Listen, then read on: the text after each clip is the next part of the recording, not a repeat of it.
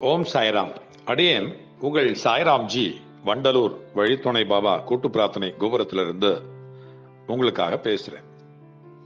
முக்கியமா கடவுள் யாரு, பாபா யாரு, பாபா பேசுவாரா, இப்படி எல்லாம் நிறைய பேர் தனக்குள்ள கேட்கிறாங்க, தனக்குள்ள கேள்வி கேட்கிறாங்க.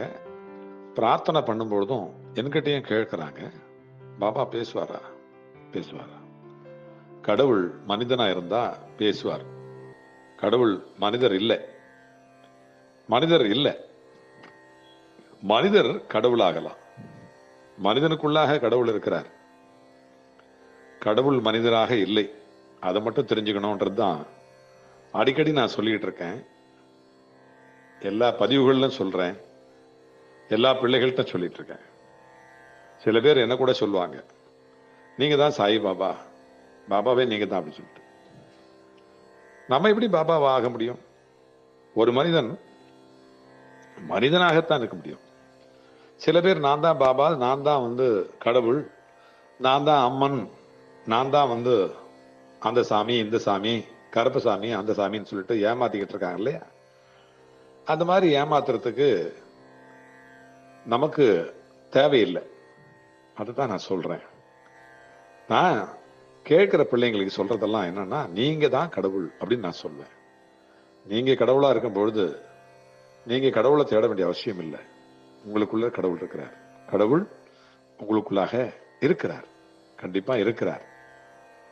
அது நிச்சயம். நீங்க நல்லது செஞ்சா கடவுள், கெட்டது செஞ்சா சாத்தான். நம்ம எதுவா ஆகணுமோ அதை செஞ்சோம்னா அதுவா ஆகிடுவோம். அதுதான் அதுதான் உண்மை. அதுதான் உண்மை. அது தெரியாம அநேகம் பேர் கடவுள் எங்க இருக்கிறாரு, பாபா பேசுவாரா, இப்படி எல்லாம் கேட்கிறாங்க. நான் உங்களுக்கு சொல்லுவேன், கண்ணாடியை போய் பாரு, கடவுள் தெரிவாரு அப்படின்னு நான் சொல்வேன். கண்ணாடியை போய் பாருங்க, கடவுள் தெரிவாரு அப்படின்னு நான் சொல்வேன். உண்மைதானங்க. பேசாத பொருட்கள், பேச முடியாத அக்ரணி பொருட்கள்ல கூட கடவுள் இருக்கிறார்.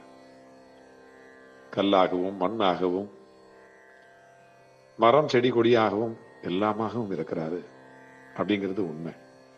அப்படிலாம் இருக்கும் பொழுது நடமாடுகின்ற மனதை தன்னகத்தே வைத்திருக்கிற மனிதனிடத்திலே கடவுள் இல்லாமல் இருப்பாரு. கடவுள் எங்கே இருக்கிறாரு அப்படின்னு சொல்லிட்டு ஹிரண்யன் தன்னுடைய பிள்ளையை கேட்கும் பொழுது பிரகலாதன் சொல்றாரு. என்ன சொல்றாரு? கடவுள் எங்கே இருக்கிறாரு சொல்லுப்பா அப்படின்னு அவங்க அப்பா கேட்கும் பொழுது பிரகலாதன் சொல்றாரு. அத கதையா வடிச்சிருக்கிறார் பாரதியார். பாரதியார் அத கதையா வடிச்சு அழகா சொல்றாரு. அந்த கவிதையில பாருங்க, சொல்லடா ஹரி என்ற கடவுள் எங்கே, சொல் என்று ஹிரணியன்தான் உரிமை கேட்க, நல்லதொரு மகன் சொல்வான் தூணில் உள்ளான், நாராயணன் துரும்பில் உள்ளான் என்றான். வல்லவரும் கடவுளில்லா அணுவொன்றில்லை, மகாசக்தி இல்லாத வஸ்துவில்லை, அல்லலில்லை அல்லலில்லை அல்லல் இல்லை, அனைத்துமே தெய்வம் என்றால் அல்லல் உண்டோ, கேளப்பா சீடனே கழுதை ஒன்றை, கீழான பன்றியினை தேளை கண்டு, தாளைப்பார் திருகரமும் சிறமேற்குப்பி சங்கர சங்கரவென்று பணிதல் வேண்டும் அப்படின்னு சொல்றார். கூளத்தை மலத்தினையும் வனங்கள் வேண்டும், கூடி நின்ற பொருளனைத்தும் கூட்டம் தெய்வம், மீளத்தான் இதை தெளிவா விவரித்துச் சொல்வேன், விண் மட்டும் கடவுள் அன்று மண்ணும் அக்தே அப்படின்னு சொல்றார் பாரதியார். உயிர்களெல்லாம் தெய்வமன்றி பிறவொன்றில்லை, ஊர்வனவும் பரப்பனவும் நேரே தெய்வம், பயிலுமுயிர் வகை மட்டும் அன்று இங்கு, பார்க்கின்ற பொருளெல்லாம் தெய்வம் கண்டீர், வெயிலளிக்கு இரவி மதி விண்மீன் மேகம், வெயில் அளிக்கும் இரவி, இரவின்னா சூரியன், வெயிலளிக்கும் இரவி மதி விண்மீன் மேகம், மதியன்னா சந்திரன், விண்மீன்னா நட்சத்திரங்கள், மேகம், இதெல்லாம் சொல்றாரு. வெயில் அளிக்கும் இரவி மதி விண்மீன் மேகம், மேலும் இங்கு பல பலவாம் தோற்றம் கொண்டே ஈறுகின்ற ஜடப்பொருள்கள் அனைத்தும் தெய்வம், எழுதுகோல் தெய்வம் எந்த எழுத்தும் தெய்வம் அப்படின்னு சொல்றார். எழுதுகோலும் தெய்வம், எழுதிய எழுத்தும் தெய்வம், பாடிய கவிதை தெய்வம், கேட்கின்ற மக்கள் தெய்வம், சொல்கின்ற சொல்லும் தெய்வம், வருகின்ற காற்றும் தெய்வம், ஒலிக்கின்ற ஒலியும் தெய்வம் அப்படின்னு சொல்லிட்டு எல்லாமே தெய்வம் அப்படின்னு சொல்றாரு. அதுக்கு தான் நானும் சொல்வேன், கண்ணாடியை போய் பாரு, கண்ணாடியை போய் பாரு, கடவுள் தெரிவாரு அப்படின்னு நான் சொல்வேன்.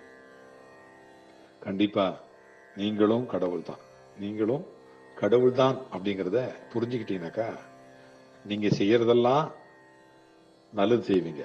எதை நினைக்கிறோமோ அதை தான் நம்ம பேசுவோம், எதை பேசுறோமோ அதை தான் நம்ம செய்வோம், எதை நம்ம செய்யறோமோ அதுதான் கர்மா அப்படி நம்மளுக்கு உருவாகுது.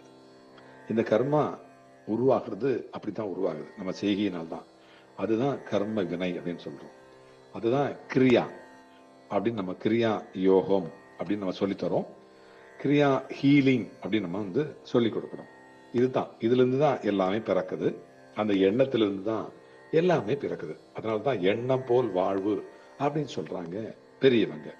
எண்ணம் போல் வாழ்வு, சரியா? நீ எதுவாக ஆக நினைக்கிறாயோ அதுவாக ஆக கடவாய் அப்படின்னு சொல்றாங்க. ஆகினால நம்ம எதுவா ஆகணும் அப்படின்னு நம்ம நினைக்கிறோமோ அதுவா ஆகிடுவோம். அதனால நம்ம நினைக்கிறது தான் நம்ம ஆக போறோம். என்ன ஆக போறோமோ அதை நினைப்போம். இப்ப நான் கூட உங்கள்கிட்ட பேசணும்னு நினைக்கிறேன், பேசிட்டு இருக்கேன், அதுதான். ஆகினால எல்லாருமே எல்லாருமே நல்லவங்க தான், எல்லாருமே மனுஷங்க தான், எல்லாருமே நல்லது கெட்டதை பார்த்துட்டு தான் வந்துட்டு இருக்கோம். வரும்பொழுது அந்த பாதையில அநேக பிரச்சனைகள் இருக்கும், அநேக தடைகள் இருக்கும், அநேக வேக தடைகள் இருக்கும், நிறைய கூட்டம் நெரிசல் இருக்கும். எல்லாத்தையும் பார்த்துட்டு அனுசரிச்சு தான் நம்ம வந்து இந்த வாழ்க்கை அப்படிங்கிற பயணத்தை மேற்கொண்டிருக்கிறோம், வந்துகிட்டு இருக்கிறோம். இதுல இருந்து மீண்டு நல்லபடியா போய் சேர வேண்டிய இடம் நம்முடைய பகவானுடைய திருப்பாதம். அதுக்கு கண்டிப்பா அப்போதைக்கு இப்போதே சொல்லி வைத்தேன், அரங்கத்து அரைவணை பள்ளியானே கபவாதம் தொண்டை கட்டி களகளன பெருக்கிட்டி அப்படின்னு சொல்லுவோம் இல்லையா? அந்த மாதிரி வாதம் வந்து பித்தம் வந்து நம்ம என்னென்ன பண்ண போறோம் இல்லையா, அதெல்லாம் இல்லாம டக்குன்னு டிக்கெட் வாங்கிட்டு போயிட்டா பிரச்சனை இல்லை. அதனால எதுவுமே வந்தாக்கா அந்த நேரத்துல சொல்றதுக்கு எனக்கு மறந்து போச்சு அப்படின்னாலோ அது சொல்ல முடியாம போயிட்டாலோ இப்பவே நான் சொல்லி வைக்கிறேன், நாராயணா என்கிற நாமத்தை நான் சொல்றேன், சாயப்பா என்கிற நாமத்தை நான் சொல்றேன் அப்படின்னு அப்போதைக்கு இப்போதே சொல்லி வைத்தேன் அப்படின்னு சொன்ன மாதிரி அந்த ஆழ்வார் சொன்ன மாதிரி நம்ம வந்து நம்முடைய வாழ்க்கையை வடிவமைச்சுக்கிட்டோம்னா, தகவமைச்சுக்கிட்டோம்னா நம்ம வந்து நல்லபடியா நம்முடைய வாழ்க்கை அப்படிங்கிற வண்டி நல்லா போகும். அதனால எல்லாருமே எல்லாருமே நம்ம தெரிஞ்சுக்க வேண்டியது என்னன்னா, அகம் பிரம்மாஸ்மி. நம்ம மனசுல அவர் உட்கார்ந்துக்கிட்டு நம்மள அவர் தான் இயக்குறாரு அப்படிங்கறது நம்ம தெரிஞ்சுக்கிட்டோம்னா எந்த இகலும் எந்த இடைஞ்சலும் நம்ம மனச எதுவும் செய்ய முடியாது, எதுவும் செஞ்சிட முடியாது. அதனால கண்டிப்பா நம்ம எல்லாரும் கடை தேர்வோம். எல்லாருக்கும் இந்த வரிசையில் நிக்கிற எல்லாருக்கும் பிரசாதம் கிடைக்கும், பாபா கோயில்ல எல்லாருக்கும் பிரசாதம் கிடைக்கும். பாபாவை கும்பிட்ட எல்லாருக்குமே அந்த சக்தியும் முக்தியும் தானா கண்டிப்பா வந்து சேரும் அப்படிங்கிற நிச்சயம் நம்ம தெரிஞ்சிருந்தோம்னாக்கா, அந்த அந்த விஷயத்தை நம்ம தெரிஞ்சிட்டோம்னாக்கா நமக்கு பிரச்சனை இல்லை, நிம்மதி தானா வரும், தூக்கம் நல்லா வரும்.